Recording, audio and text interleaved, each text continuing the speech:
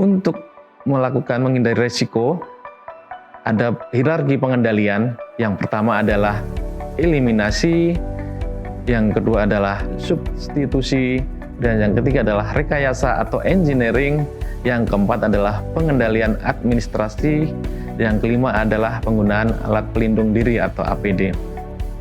Apa arti dari eliminasi? Eliminasi adalah menghilangkan. Ya, ini menghilangkan suatu bahan atau tahapan atau proses berbahaya. Arti substitusi yaitu mengganti. Contohnya mengganti bahan dalam bentuk yang serbuk dengan bentuk pasta. Kemudian proses menyapu diganti dengan menggunakan vacuum cleaner.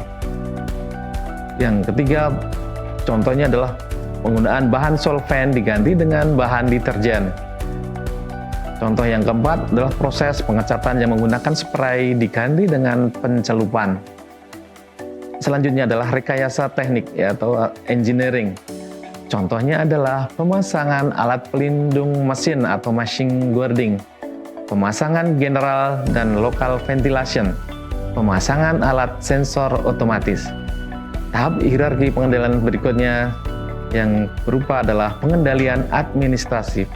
Ya, ini pemisahan lokasi, penggantian shift kerja, pemberlakuan sistem izin kerja, dan pelatihan karyawan. Yang terakhir adalah untuk hierarki pengendalian risiko adalah penggunaan alat pelindung diri.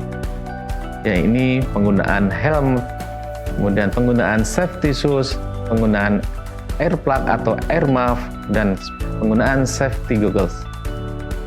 Syarat-syarat atau rekomendasi dalam K3 efektif dalam menghindari terjadinya kecelakaan. Yang kedua adalah dapat dilakukan atau dikerjakan. Yang ketiga adalah biaya yang dikeluarkan adalah seminimal mungkin atau murah. Yang keempat, tidak mengganggu proses produksi dan pemeliharaan. Selanjutnya, dalam manajemen risiko yang terakhir adalah pemantauan dan tinjauan ulang. Setelah rencana tindakan pengendalian risiko dilakukan, maka selanjutnya perlu dipantau dan ditinjau ulang apakah tindakan tersebut sudah efektif ataukah belum. Bentuk pemantauan antara lain dengan melakukan inspeksi, pemantauan lingkungan, dan melakukan audit. Di samping dengan risiko manajemen, ada lagi aspek keselamatan, yaitu dengan manajemen keadaan darurat. Ruang lingkup manajemen kondisi darurat yang pertama adalah punya komitmen untuk mencegah dan menanggulangi kecelakaan, kebakaran, ataupun kondisi darurat yang lain. Yang kedua adalah membuat prosedur dan rencana tanggap darurat. Yang ketiga adalah melakukan pembinaan dan pelatihan. Yang keempat adalah melakukan audit keselamatan secara berkala. Yang kelima adalah melakukan sosialisasi tentang keamanan terhadap bahaya kecelakaan kerja, bahaya kebakaran, dan bahaya yang lainnya. Yang keenam adalah mengevaluasi dan memonitor.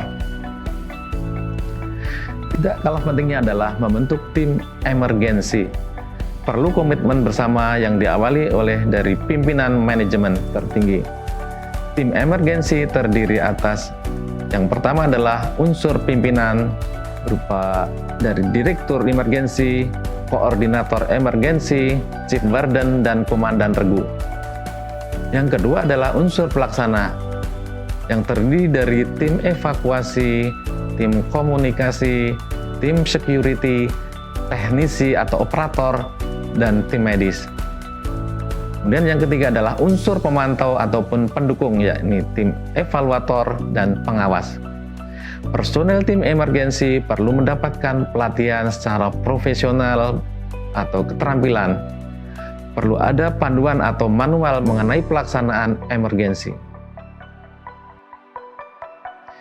Kemudian suatu perusahaan ataupun suatu usaha yang memiliki pekerjaan yang memiliki resiko tinggi atau bahaya tinggi dan memiliki pekerja lebih dari 100 orang menurut Permenaker nomor 04/Men/1987 harus dibentuk panitia pembina K3. yang terdiri dari para pekerja dan pengusaha, yaitu untuk membantu di tempat kerja yang merupakan wadah kerjasama untuk mengembangkan kerjasama, saling pengertian, dan partisipasi efektif dalam penerapan K3.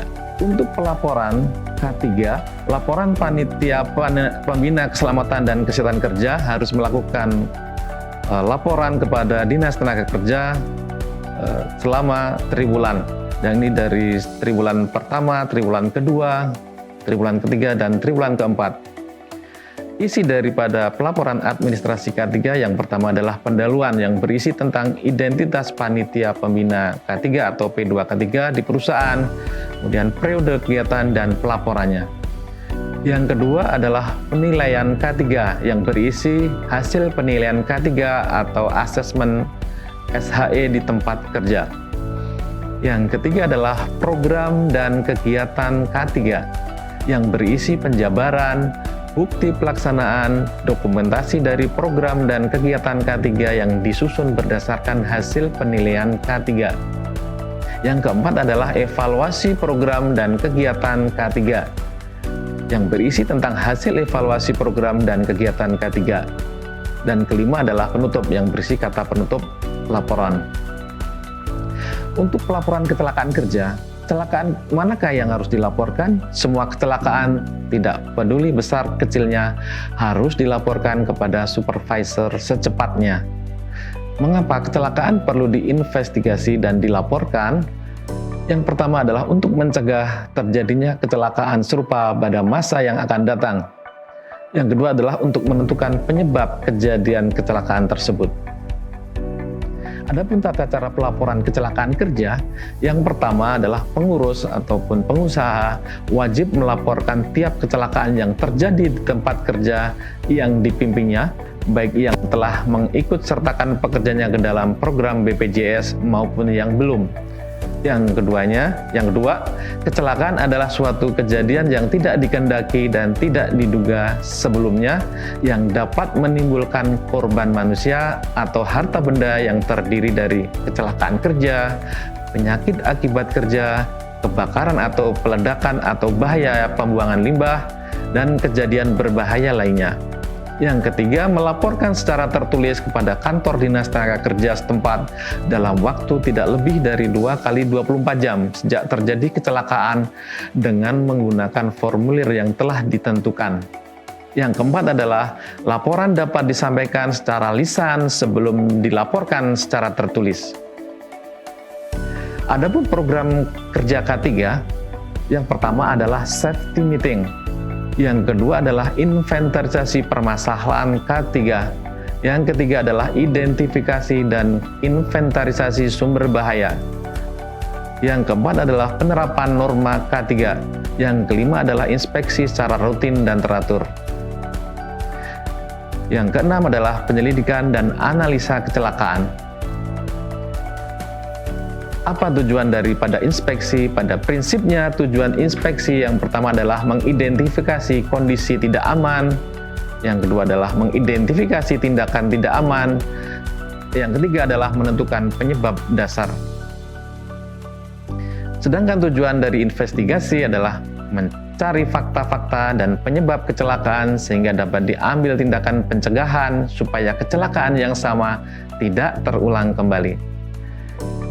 Demikian yang dapat saya sampaikan, para Geomaners. Semoga apa yang saya sampaikan bisa bermanfaat. Utamakan keselamatan dan kesehatan kerja. Safety first. Terima kasih. Wassalamualaikum warahmatullahi wabarakatuh.